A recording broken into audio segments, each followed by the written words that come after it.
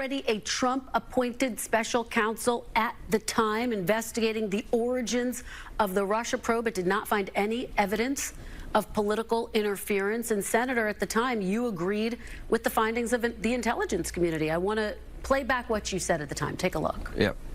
The Russians did it. It was the Russians who tried to interfere in our election. Every member of the committee agrees it was the Russians. They didn't change the outcome, but they did release information embarrassing to the Democratic Party. It did affect Hillary Clinton. There's only one person in Washington that I know of that has any doubt about what Russia did in our election, and it's President Trump. Senator, are you now saying that you don't believe that Russia tried to interfere in the 2016 election? Well,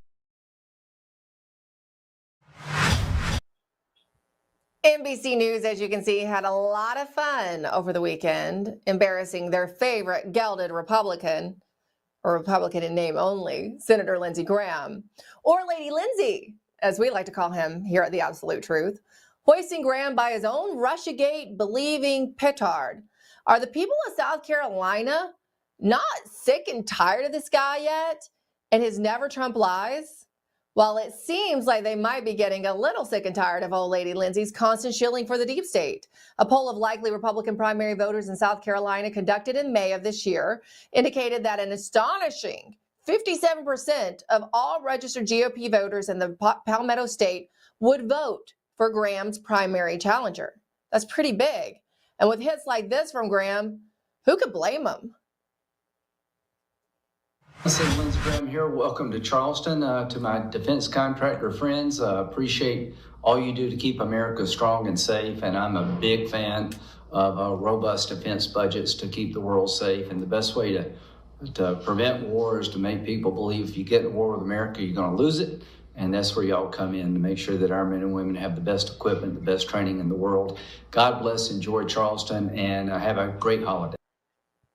That fawning video of Graham welcoming and effusively praising major defense contractors who were vacationing in Charleston back in 2015 is basically the entirety of Graham's worldview, all in 30 seconds, summed up more or less. In fact, looking back at Graham's campaign record, according to Open Secrets, a government watchdog group, from 2015 to 2024, Graham's re-election campaigns received millions of dollars from defense contractors. Enter our friend and next guest, Paul Dans. He's a veteran of the first Trump administration, one of the best people from that administration. He's also a solid America First Republican. Paul Dans is rising to the challenge and seeking to overturn Lindsey Graham's vice grip-like hold on the Palmetto State before he turns it into one giant arms factory. Paul, it's so good to see you. And usually I don't give such effusive praise to candidates. You know, I just let their words speak for themselves. But I have to say, I've known you over the years, and I am thrilled for the people of South Carolina that you've entered the race. I think probably even the polling is probably worse now on Lindsey Graham. And I think, and we'll get into this in a moment, okay, because I think this is a relevant conversation to be had as we're seeing Tulsi Gabbard release all this Russiagate information. It doesn't look good for Lindsey Graham when you pair up what he said in 2017 and what he knew as a senator then and what he was saying publicly. We'll get into that in a moment. But why enter the race? I mean, politics is tough. You are a South Carolinian. Why enter? Oh, we have kids. We need a future for this country. This man is a warmonger. He has no stake in this country. I'm telling your audience everything they already know. He is for endless wars. He's for endless government. He's for endless spending. And as you know, he was one of the original gangster hucksters of that Russia hoax. And you saw him just completely at a loss for words on Sunday there. Everything's going to unravel. We are going to vet him for the first time ever. He's now finally facing a viable candidate, and we're going to take him out. This is the land of patriots. And Emerald, I say you rank in that same kind of patriot class of the people who were here for 250 years ago down here. And I say greetings from Charleston, and I'm not greeting a bunch of defense contractors. I'm greeting a bunch of patriots all across the land on the Lindell network. Here in Charleston, we have more patriots per square mile, pretty much, and they are resting in their eternal rest, and they're growing a little bit restless, honestly, watching this great nation bequeathed to us, and it falling into the hands of people like Lindsey Graham. So we're standing up for that. I'm a dad of 4. You know, my wife's run a small business, just like Mike, and you know, hoped one day we will make it into that sort of successful thing. But we know the challenges of American life. You know, I'm the sort of guy who's, you know, out there every day plugging away, and Lindsey is there plugging for the defense contractors. It's got to end.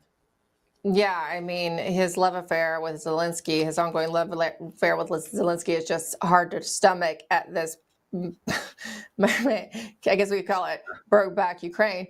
And like you said, he is a full-blown globalist. He shows that almost on a daily basis. And back in 2015, he was unapologetically supporting the Export-Import Bank's renewal, which conservatives, I mean, it's like a conservative staple to try to end that, right? The conservatives have been trying to end it for decades on the grounds that it was one big crony capitalist enterprise. Actually, let's revisit what he had to say about that. Take a listen.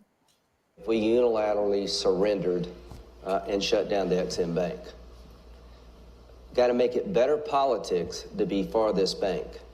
If you shut the bank down, how many jobs would you create? 0. If you shut the bank down, how much money would you save? You would lose money. So this makes no friggin' sense to me, quite frankly, that we're even having this discussion given the way the world really is.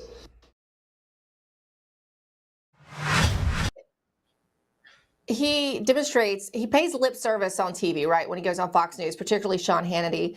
But he consistently demonstrates that he's more a globalist than for the people of South Carolina. So why does he keep getting reelected? Is it that people haven't been paying attention up to this point? I think they're paying attention now. Why do we still have Senator Lindsey Graham? You know, there's always going to be mysteries in this world, but at bottom, because no one's gotten the courage together and come with the right group of people to make this thing happen. And look, we are, as you know, the past election was a godsend that the Lord stepped in and spared Donald Trump, and we are where we are today. But this is far from over, people. We are just beginning on this race. We have to finish the race. And that's why the people of South Carolina are going to come together and give Lindsey the door. You know, you watch him in those clips and you just think, oh, I'm thinking of a wind-up doll, literally with one of those white things on his back, and you just insert, you know, the Defense Department contractor cartridge or the globalist cartridge or whatever he wants, the Russia hoax stuff, and he's just wound up with talking points. But he's so far away from the values of the people here in the state. The only thing I would think of is, like, you know, it's Sunday morning and we're in church, but where is he? He's out doing the network broadcast, and I get out about 12 noon and I'm reading about the next group of people he wants to bomb or put boots on the ground. He's just obsessed with war, and he's obsessed with sending your kids, your grandkids, your husband overseas for whatever his big corporate interests want him to do. That pretty much sums up every appearance he makes on a Sunday show is a cry for war in some part of the world, whether it's Ukraine or Iran or wherever. And it is noteworthy that he doesn't have children of his own, right? And you are running, you said, because of your kids, you know, you want a future. And that's how I feel. And South Carolina is one of the most conservative states in the union. My husband and I, when we were leaving Washington, D.C., it was our other option. We looked at South Carolina. I love it. I still love visiting. We just drove through there a couple of weeks ago. What do South Carolinians care about most? As they're watching this administration, what is important to them, Paul? Well, it's the very basis of our campaign. And in fact, it's the entire basis of this great republic. It's 3 words. It's God, it's family, and it's country. And that's basically, if you look through everything at that prism, you'll find out what people here on the ground really want and care about. And, you know, Lindsey there, like, again, the contrast of coming out of church every Sunday and reading, he said, what in our name? And I think to myself, What do the rest of the world, the rest of our 49 other states, our brethren over there, think about the people in South Carolina? Do they think we're a bunch of warmongers? Do they think that we're, obsessed with running overseas and coddling dictators on spending $400,000 of taxpayer money? No. What they should know is we're trying to get better schools for our kids. We're actually trying to get roads that work. We're trying to build the infrastructure that will make a 21st economy and bring those jobs back home. Look, I came from blue collar roots. My family came here with nothing. They went and fought the wars. They paid their taxes, and then they came home to their jobs to see them shipped over to China, where else. And the people here in South Carolina, like all the good folks out there, this is the salt of the earth. These folks, they didn't have a choice but to vote for Lindsey Graham. And that day is over. Liberation Day is June 9th, 2026. And Project 2026 is taking off. I just want to say this because I want to highlight your background a little bit. You served in several capacities in the first term, but amongst those positions you held was at the Office of Presidential Personnel. So you understand how important personnel is. And to get some of that personnel that you want, you have to have a Senate, right, that is going to confirm them.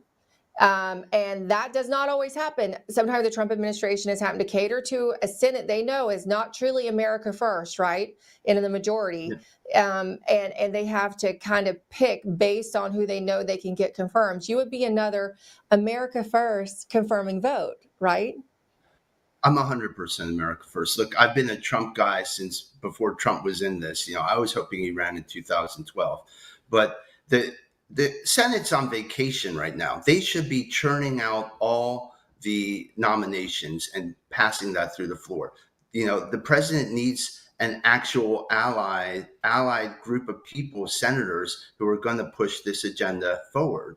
And that starts with, reconditioning people. Lindsey, what did he do in 2017 when we had houses of Congress? He went around and tried to delegitimize President Trump instead of building a $17 billion wall. Now we're 20 million invaders later. If they had just spent 17 billion instead of having Lindsey run around and talk about Russian hacking, we may have been in a completely different place. You can basically trace everything that's gone wrong. 3 foreign wars, endless, all those people, their lives ruined and families broken. $30 trillion spent. This is his career in the Senate.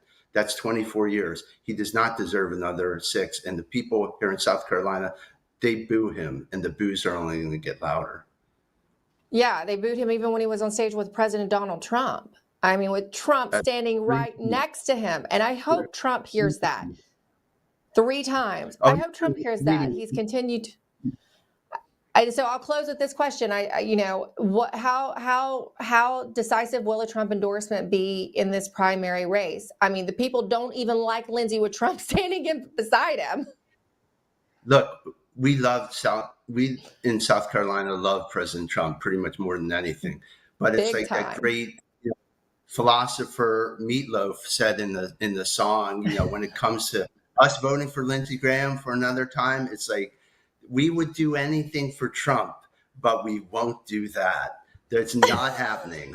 MAGA is going to, that's not even acid reflux. That's projectile. You try to jam him down the throat. We're not having it. Look, there's an option now. It's more than an option. Yeah. I was the one who put together this program. If you like the first 180 days of Trump, it's because about 1,000+ patriots came together in Project 2025 and did the spade work for the last 3 years. Every Monday I'd get up and fly to the swamp and we'd get the group together. And now President Trump's firing on all cylinders. So there's more of that to come, but he needs allies in the Senate, and that's what we're going to be. Yeah, he really is. And we're going to talk about the tariff wins just a little bit later in the show. Actually, up next. Paul Dans, we will keep following this campaign. I personally believe, I drove through South Carolina, saw so many pro-America, pro-Trump signs. It is America first country, and they deserve a senator who is America first. And honestly, the country does, because Lindsey Graham has held us back in so many ways to the swampy administration, swampy deep state. And America deserves better. This is about more than South Carolina, and that's why I'm so excited about it. Paul Dans, thank you so much. We need your prayers. We need your help. Check us out at pauldans.com. And thank you for everything. pauldans.com. Thanks, Paul. As I said, up next, we talk about the big win on the tariff front for Trump overseas. That's after the break.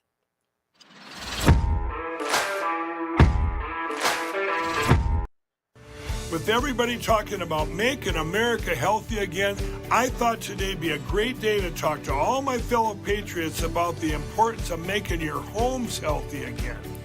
Well, we have proudly partnered with airwaterhealing.com and their revolutionary whole home air purification system. The V3 from Air Water Healing does 3,000 square feet of purification. It eliminates dust, mold, viruses, and odors. But here's the part I love. They require no filters to ever be changed and virtually no maintenance. Whether you suffer from asthma, allergies, seasonal bronchitis, or just want to protect your family from the flu or even greater threats, don't wait to get your V3 from airwaterhealing.com today. Use code Lindell for 20% off in savings and free shipping. That's promo code Lindell at airwaterhealing.com.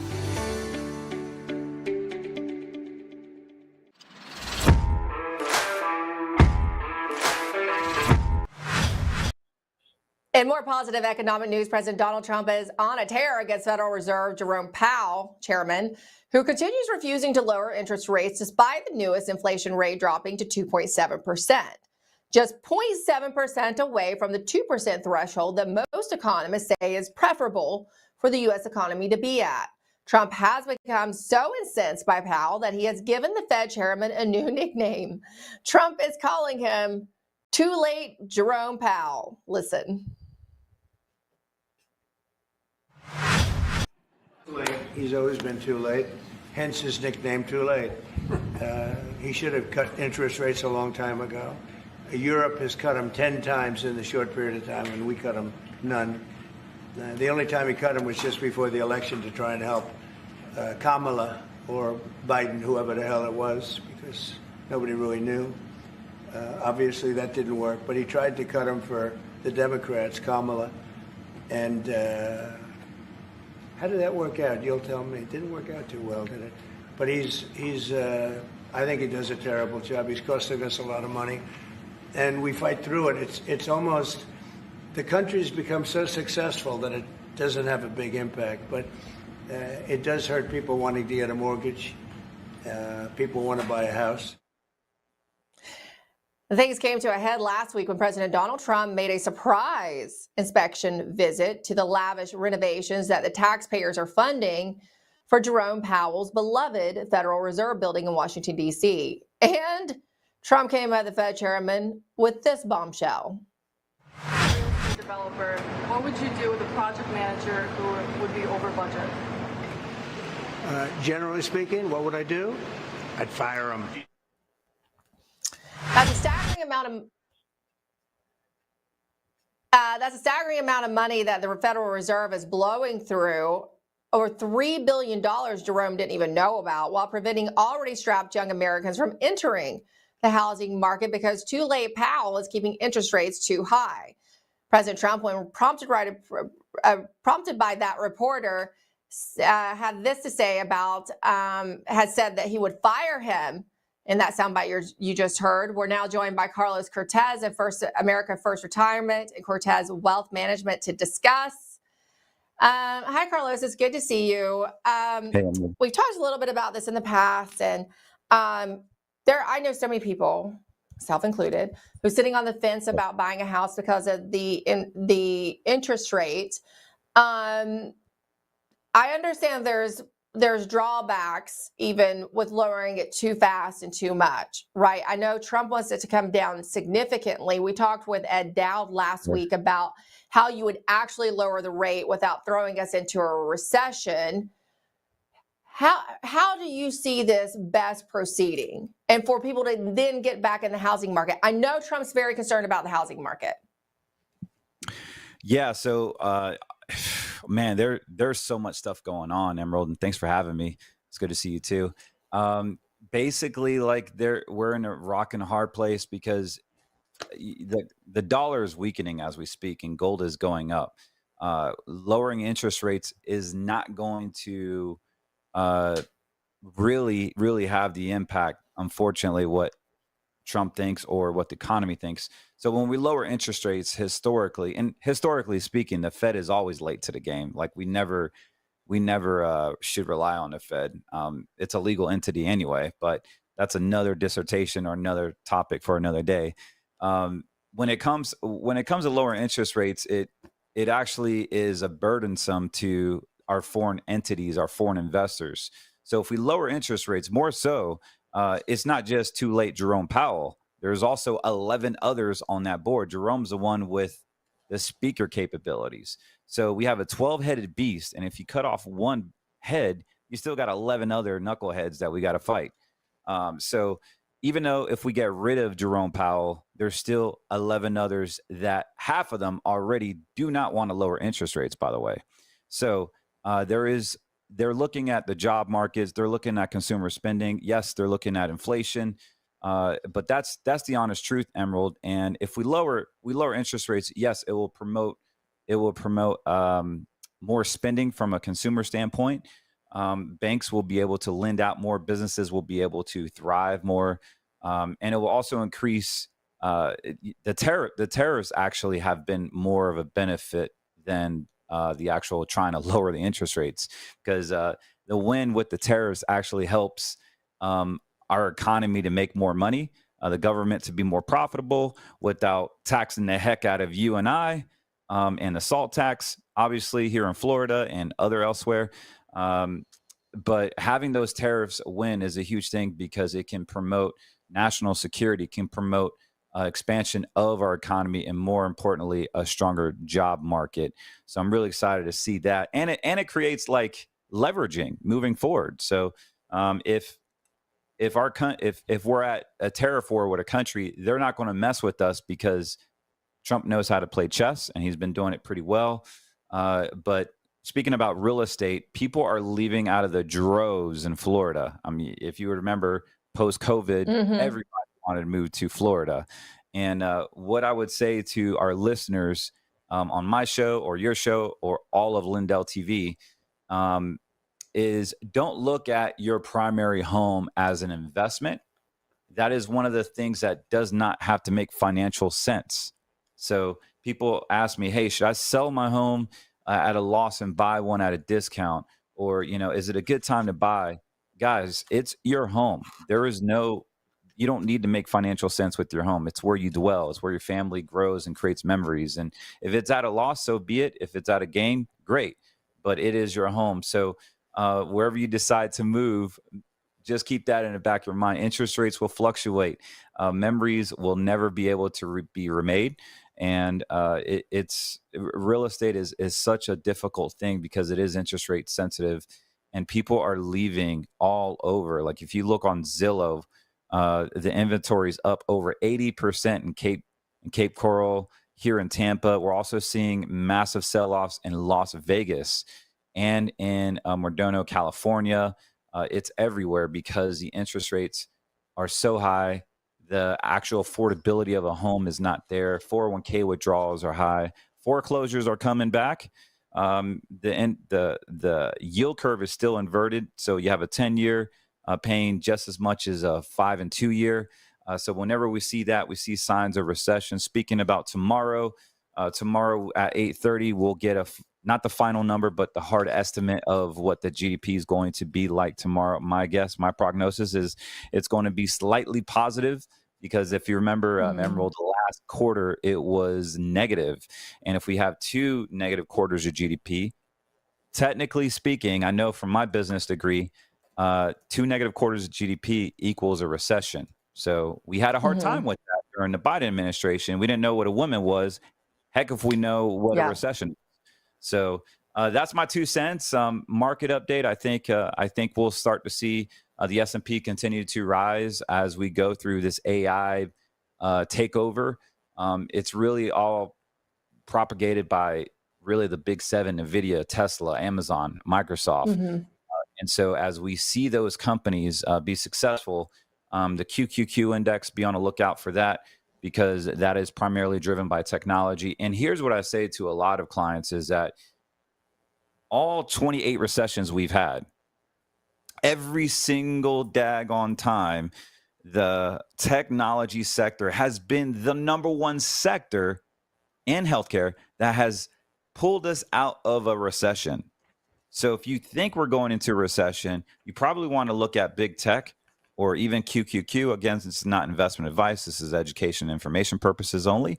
But I would look at technology, if it comes down through this next quarter or so, as a huge, huge opportunity to grow in the equity space if you're trying to build your retirement. But more so, now is time to protect what you have. And that's what I do for a living here, is transform clients' portfolio, make sure is that their retirement is secure, and that we can navigate through the ups and downs of the uncertainty that we see. Yeah, I mean, there is still uncertainty, and that's, as you said, but we're expecting positive growth tomorrow for the GDP report, right? But I have talked to several economists who said we're already in a recession. We're just not admitting it yet. So we'll see how these trade deals factor in. Yeah, I agree. but as you said, it's also about protecting your wealth. I like what you said about your home. I'm going to share that with my husband. I'm going to use that line on him as I'm looking at houses. Yeah. It's not an investment. It's your memories. I'll go for the That's emotion. right. I want to let y'all know you can catch Carlos right here on the LindellTV network every Tuesday and Thursday morning at 8 a.m. Eastern for more insight like this. Let's see. Let's check out those GDP numbers. I'll be interested to see what you have to say about those. And you can catch that, of course, Thursday morning. You'll probably have the wrap up on that. Thanks, Carlos. Thank you, dear. See you soon. Good to see you. Bye. All right, bye.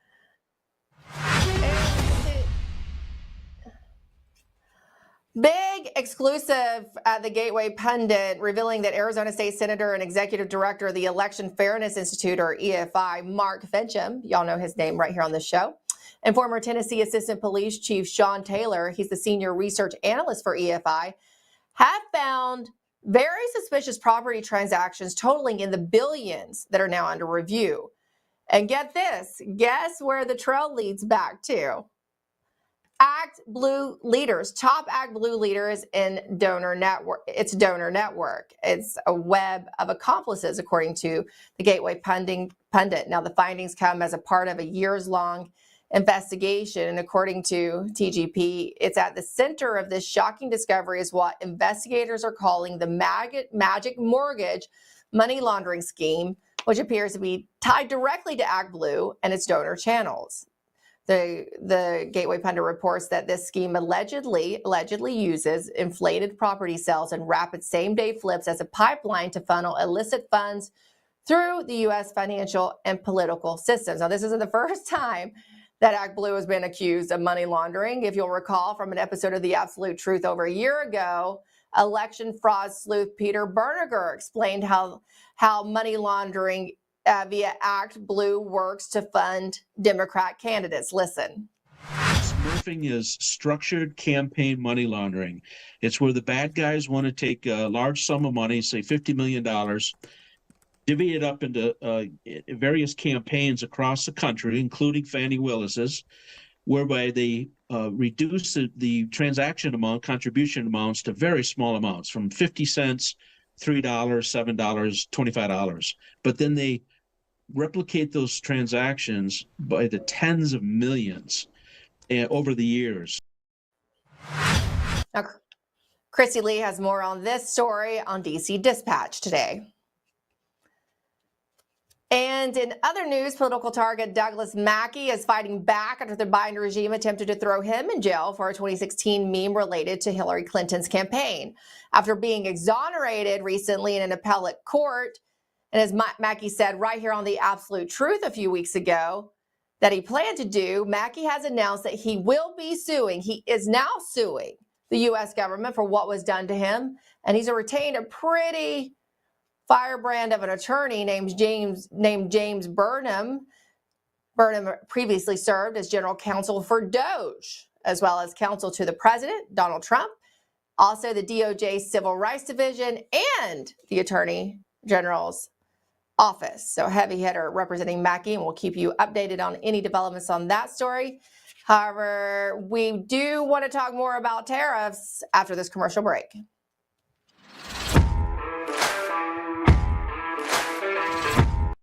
Swollen limbs, joint pain, inflammation, skin aging, and cognitive decline. These are just a few of the awful side effects that you can experience due to poor blood circulation. And popping ibuprofen is not a solution to the pain. It's only temporary relief, and it's only masking the true problem, which is inflammation.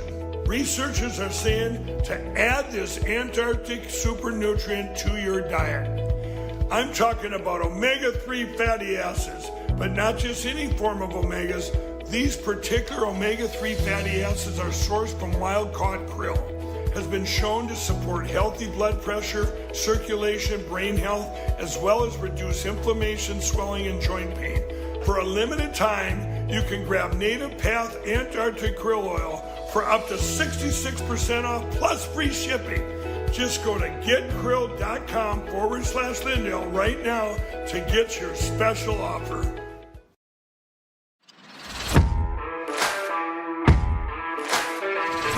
It's a very powerful deal. It's a very big deal. It's the biggest of all the deals. It will be the biggest of all the deals. President Trump announced a new trade deal with the European Union on Sunday, unveiling a new 15% tariff on European imports while keeping existing tariffs on steel and aluminum in place. This trade relationship represents close to 30% of global commerce and 43% of the world's total GDP. And now, this new deal is laying the groundwork for future economic collaboration between the two sides, enabling the EU to open its markets while investing $600 billion to the U.S. and purchasing $750 billion in American energy. The EU also agreed to set its tariffs on U.S. goods at 0%. European countries are even committing to buying a significant amount of U.S. military equipment. And they're agreeing to purchase a vast amount of military equipment. We don't know what that number is, but it's the good news is we make the best military equipment in the world, so sort of you have to do that. Even reporters who were skeptical of the tariffs couldn't believe how good this trade deal was. I have a question for the EU Commission President.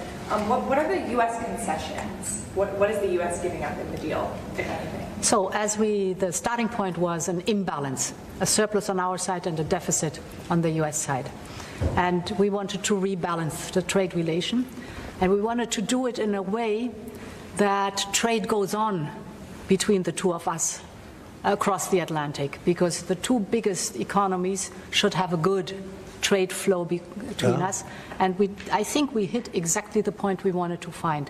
Rebalance, but enable trade on both sides, which means good jobs on both sides of the Atlantic, means prosperity on both sides of the Atlantic.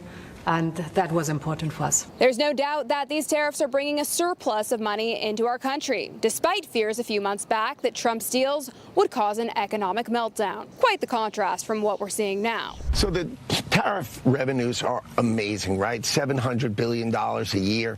That's just net new money the government never had before. So you take that every year for 10 years, that's $7 trillion. And then what they're not counting is the way the president is smashing open these markets. The S&P closing at records each day this week. First time it's done that in almost 4 years, back to the go-go days of late 2021. I think Trump has eroded global trust in the American economy and American deal-making. You mean the all-time high market ever in history? It's high because they don't believe. The all-time high? They think Trump is going to chicken out. Never been higher. Never been worth more. Never been more successful. Never. When the liberation eroded my trust. All-time high today at 4:30. In history, never worth more. What are you talking about? Even Bill Maher, who's becoming more and more disillusioned with the Democrat Party, finally admits the tariffs are working. Now, I remember along with probably most people, were saying at the beginning, oh, you know, by the 4th of July, somebody had to think how the country was, the economy was going to be tanked by then. And I was kind of like, well, that seems right to me, but that didn't happen. Now, it could happen tomorrow. I'm just saying that's reality. So let's work first from the reality of that, not from I just hate Donald Trump. I don't see a country in a depression at all. I see people out there just living their lives. And I would have thought, and I got to own it, that that these tariffs were going to sink this economy by this time, and they didn't. Trump has thoroughly delivered on his promises to make exceptional deals, and they are even brokering peace around the world. The president announced Monday that he successfully mediated a ceasefire between Thailand and Cambodia after threatening to block trade deals with both nations unless fighting over their centuries-long land dispute is stopped. So we solved it through trade. I said, I don't want to trade with anybody that's killing each other. So we just got that one solved. And I'm going to call the two prime ministers who I got along with very, very well and speak to them right after this meeting and congratulate them. But it was an honor to be involved, and that was going to be a very nasty war. Trump essentially did the same thing when he used trade to negotiate a ceasefire between India and Pakistan earlier this year, for which Pakistan nominated him for a Nobel Peace Prize. Now, will this work for the Russia-Ukraine war? Earlier this month, Trump threatened to slap 100% tariffs on Russian imports if a peace deal is not made. That deadline has been reduced now from 50 days to just 10 to 12 days. There's no reason in waiting. There's no reason in waiting. It's 50 days. I want to be generous, but we just don't see any progress being made. That is what you call the art of the deal. Now that the EU agreement is in place, it's up to other nations like Mexico and Canada to reach a deal with the U.S. before the August 1st deadline, when tariffs will take effect. Will the trade war continue, or will nations come to an agreement that is sensible and prosperous for the world? Reporting for LindellTV, I'm Allison Steinberg. Thank you for that, Allison Steinberg. Even the corporate propagandists, as you saw, are having to admit that the Trump tariffs are working. In fact, here's even Trump-hating Jeff Zeleny on CNN with this surprising report.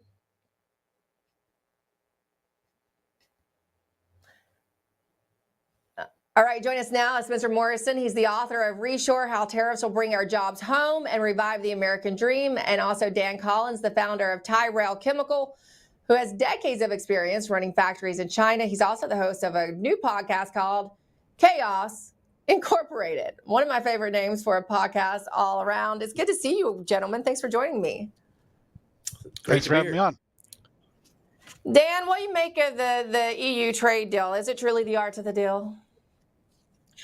It's a big win for America. It's a big loss for Europe. The Euros are going nuts. They got a 15% tax on their companies. We get a 0% tax on theirs. However, Europe is not, Europe has been living off us for 70 years. We've been paying their military. The only reason they have national health insurance is because we pay their military. We're running a $235 billion trade deficit with them now. So, and a lot of this is a tax dodge, right? Europe's not better at us than making pharmaceuticals. It's you produce it in Europe so you can transfer the profits to Ireland and then send it over here. So this absolutely relationship needed to be rebalanced. Trump's doing that. The workers of the Midwest and around the country have been waiting for the Washington, D.C. to figure this out, that there is no free trade. You look at the German car makers. These are state-owned companies. They're heavily owned by their labor unions and their local governments. So free trade only exists in economics textbooks. It's not in the real world. Trump has realized that. He's taken the mantle to start implementing fair trade for the United States and its workers. This is sort of what you're making the case for in your book, Reshore, Spencer. It seems to be going to plan, yes? Hey, I've been writing about this topic for 10 years, and we're finally seeing the fruits. We're finally seeing the fruits of the tariffs. Everything that Dan Collins said is correct. I'd like to pick up on another thread of this deal, though. And I thought this deal was too good to be true, to be honest. I thought the tariffs were great. But on top of that, the European Union has committed to buying $750 billion worth of American energy products like liquefied natural gas, like oil, over the next 3 years. That's $250 billion a year. It almost sounds too good to be true. Can you imagine that? So if you look at the exports or the imports that Europe is getting in terms of energy, they're importing about $400 billion a year worth of energy. essentially they would have to rebalance their entire energy imports to facilitate this deal, which is great because it gives America a ton of leverage, further leverage over the European continent. Rather than buying oil from OPEC countries, they'd be buying oil from America, which not only strengthens, the trade relationship, but it also strengthens our security relationship and commitments with Europe. And I'll tell you what, if they don't rebalance and they're still buying oil from diversified suppliers, they're going to be paying like $250 a barrel to American producers, which is an absolutely massive windfall. I mean, this is bordering on tribute to America. So I think it goes almost beyond what a good trade deal would look like. Wow. I see you nodding, Dan. Yeah, it's huge. This is a $2 trillion trading relationship. So it's actually twice as large as the U.S.-China trading relationship. So it's not small. It's great that it's finally getting rebalanced. We've been carrying Europe for 70 years since World War II. It's time to balance out the relationship. I think it's going to be great for U.S. car industry. 15% duty doesn't sound like a lot, but on a price of a vehicle, it's massive. Our car industry is about to double. We've been stuck at 9 million units annually since 1970. Okay, we're going to go up to 15 or 16 million units. So you're going to see car production double. For every car job, the jobs attached to that. So you're going to reindustrialize, redo the whole middle class, and the age of deindustrialization and financial speculative capitalism hopefully is finally coming to an end. Since this is such a big deal that you said, Dan, how does this factor into the outstanding deals, right? The ones that have not been made yet. Since this is so big, does it put pressure on the ones that are a smaller trade partner per se? Yeah, I think absolutely. The whole global trading system, everybody runs a trade surplus with us. Like literally hundreds of countries. Because the whole system has been geared to them blocking their markets and selling into our markets. And Washington, D.C., and none of these guys have ever stepped foot in a factory before, have been clueless, right? They're arguing this free trade, and everybody, the rest of the world's sitting there giggling, they're laughing at us. So now this is getting restructured. Everybody's going to have to get in line. Trump is utilizing what America's major weapon is, which is our consumer market. Okay, and now we're shifting taxation from production to consumption, right? You want, my friends on the left, if you want higher taxes, bring back the factories, make them reshore. The reason why they left is to get away from taxes. Okay, we had the highest corporate tax rate in the world from 2000 to 2015, 38%. We were number 2 to North Korea. They all left. Okay, a lot of them went to China, but if China wasn't there, they were going somewhere. They got out.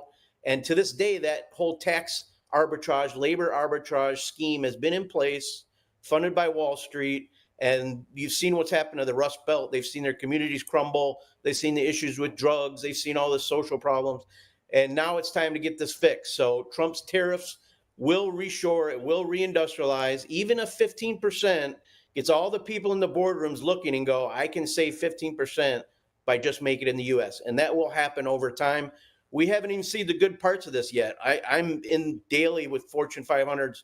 Everyone's trying to reshore. Everyone's trying to reindustrialize. You're going to see, it won't happen immediately, but over time, you're just going to see a massive amount of plants, assets, and equipment come back to the States. And with it, it's tax base. And that's what you used to always say, Spencer, right? The real goal of this is the reshoring, the manufacturing.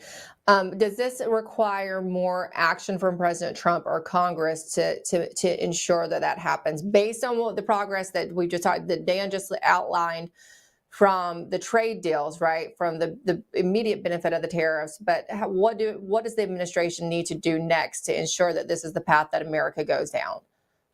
Once the trade deals are finished and negotiated, President Trump has to work to get these bills passed through Congress, to get them solidified.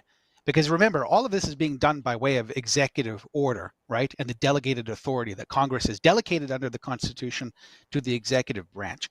All of this can be undone by the next president unless it's codified by Congress. So it's absolutely of paramount importance that Congress gets off their ass and gets this taken care of, right? This needs to be done through Congress, right? What President Trump is doing is he's paving the way. He's showing everybody that the tariffs work and proving it to the American people that we can reshore and reindustrialize.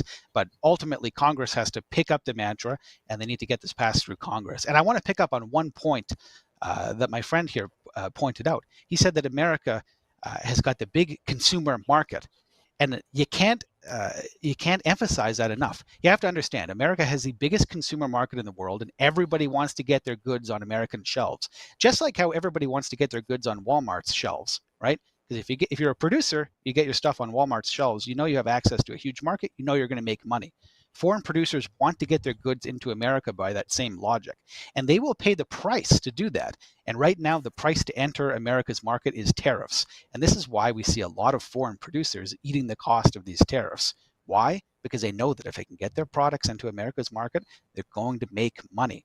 Right? So America benefits when we impose tariffs, not just because we get this revenue, not just because it incentivizes foreign companies to reshore their production to America, but because in a lot of cases, these foreigners are going to pay those tariffs because that's the price to access America's market. It's the same logic that keeps Walmart goods cheap. It helps keep these imports cheap when we impose these tariffs. Yeah. Well, good news. It's so nice to have like a fully positive segment of something going right. This is excellent. Wow. Too much winning. I love it. Thank you both. Dan Collins, Spencer Morrison. So good to see you. Anything? Sounds like you have something else to say, Dan, before we go. We have a minute if you want to say something else. It's all good. We're not out of the woods yet. As you've just covered here on the show, the housing market's been semi-frozen for years. But yeah, no, it will take time. Hopefully we have the time, as Spencer mentioned, to get this encoded by Congress and see the real benefits that come from all these jobs and industrialization and tax receipts. It's happening. And then we can revive the housing market with that, right? When people have really good jobs, when the money's flowing here in the U.S., then the housing market will see the benefit, right? Because it is a major concern. I mean, people are warning that January 2026 is the date I keep hearing that there could possibly be another housing crash. It's very possible. I mean, we got deindustrialized, as I mentioned, 2000 to 2015, 80,000 factories are gone. We made up for that by printing money, creating a housing bubble, creating a stock bubble. We're in a bubble economy in many ways. I mean, NVIDIA is now worth $4 trillion. It's crazy. It was a few years ago, we were talking a company worth $1 trillion. Apple was amazing. You're talking, and all their assets are abroad. All the asset and human capital is abroad. Think about that. $4 trillion on paper. Right? Yeah, I know, but it's all in Taiwan, right? It's crazy. Right. Yeah, exactly. They don't even have their own factories, and they're worth $4 trillion. So, yeah, I mean, you got to say it's kind of a bubble. So we could get that crash at that's the risk. We're getting all these things in place, but the system's been so bad for so long that correcting it may not be possible. Yeah, we will see. If Trump can do that, then we'll have to stop being, I mean, at some point, if he can do that, then I'll have to probably start being a naysayer on some of the other fronts too. You know, maybe it is 5D chess, you know. Thank you both. It's so fun to talk with both of you. Thank you. Thank you. Thanks. God bless. We're also not out of the woods when it comes to the supply chain, particularly as it relates to antibiotics. Some news you might not have heard, but you need to know related to that after the break.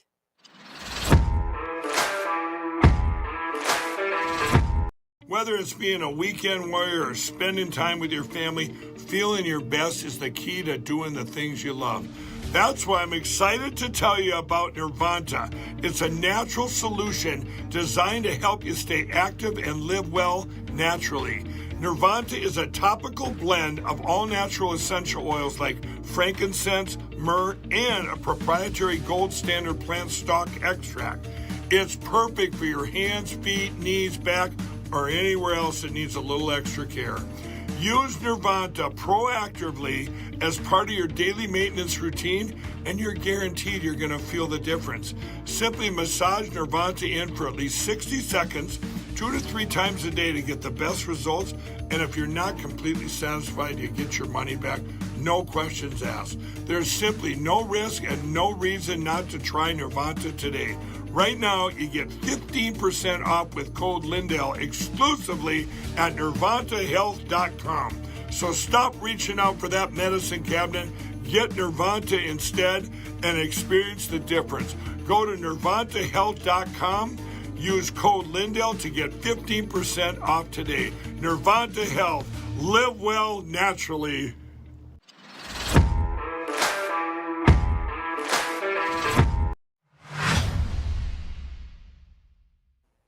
You might be confused as to why this next segment, which is all about a potential antibiotic shortage, is labeled as CCP Watch. Well, that's because over 90% of all of America's antibiotics are sourced out of China.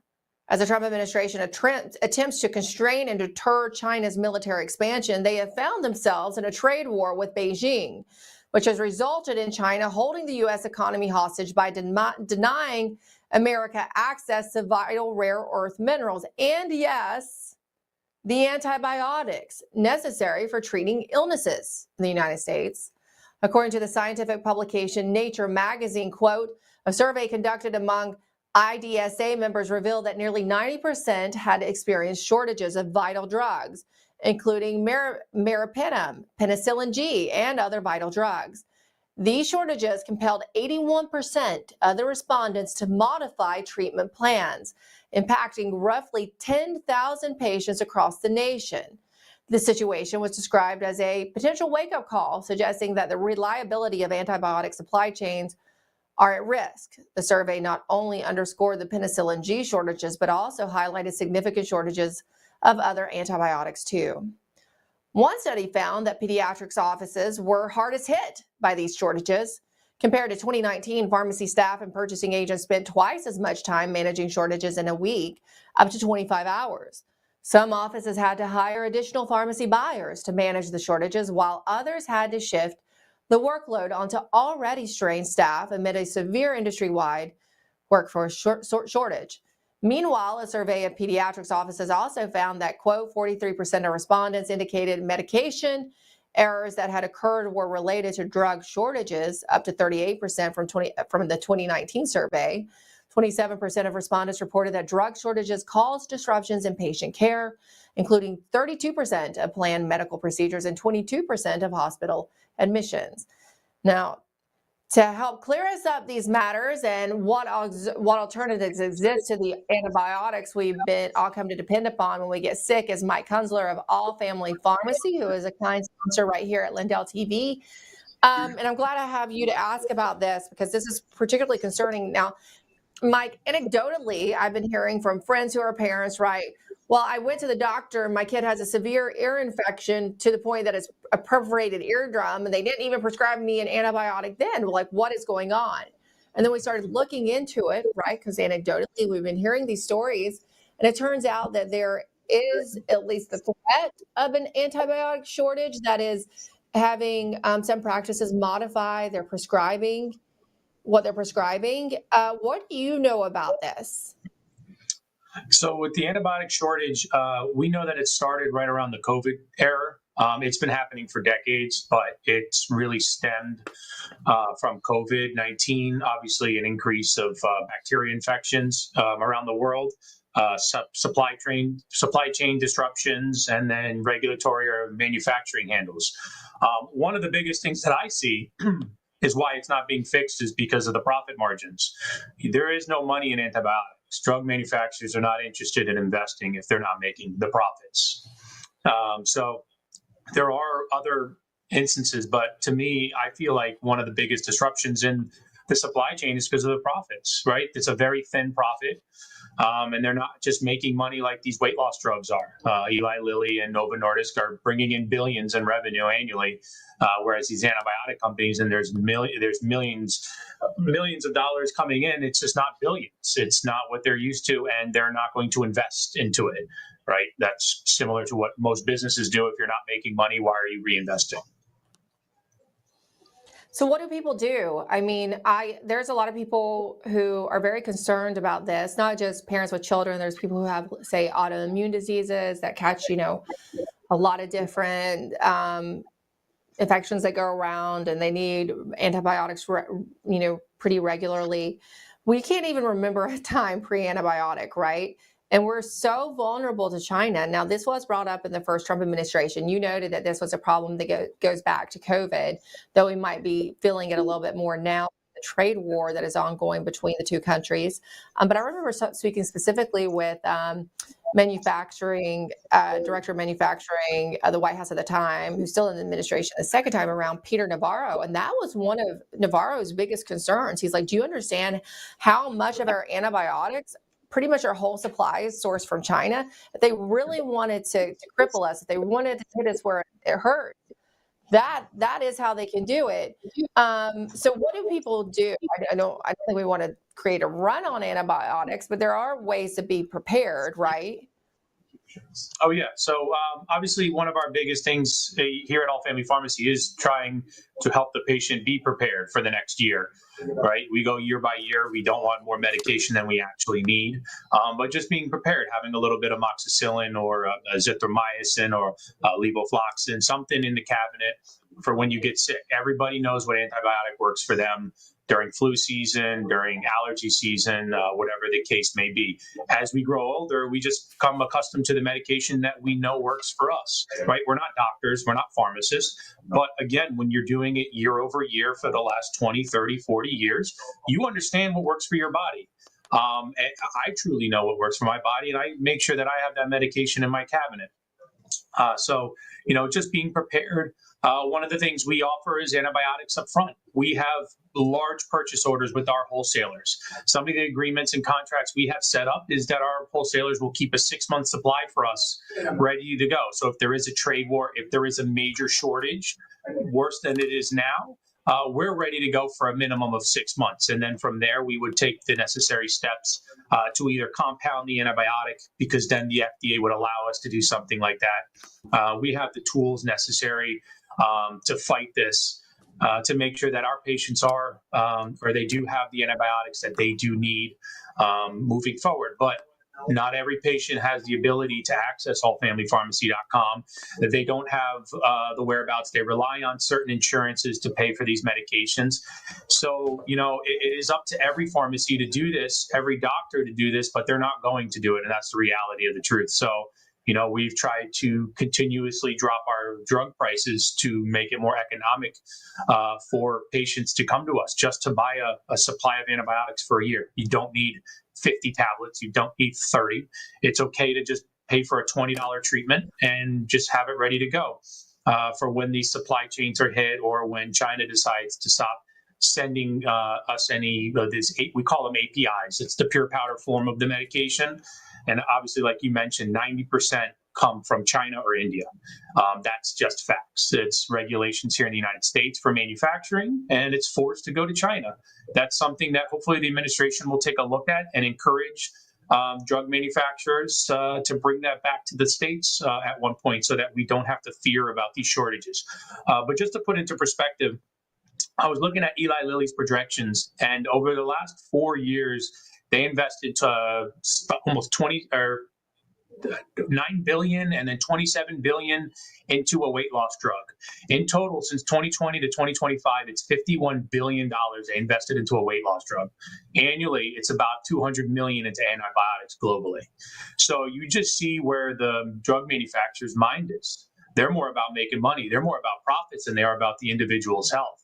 They're not worried about our children. They're not worried about our elderly who coli and need these antibiotics. They're more worried about selling a weight loss drug that they're making $1,000 a month. Right. And there's 1 million people worldwide that are purchasing it, and they're bringing in billions of dollars in revenue from it. So it is, part of the problem. It is a huge part of the problem.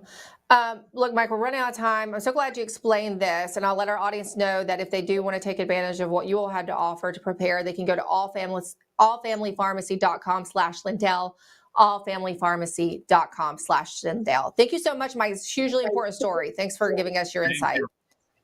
Appreciate it.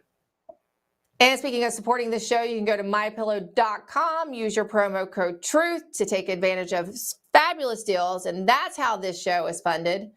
And that's the absolute truth. We'll see you tomorrow DC Live is up next with Allison Steinberg, so you don't want to miss that. Stick around.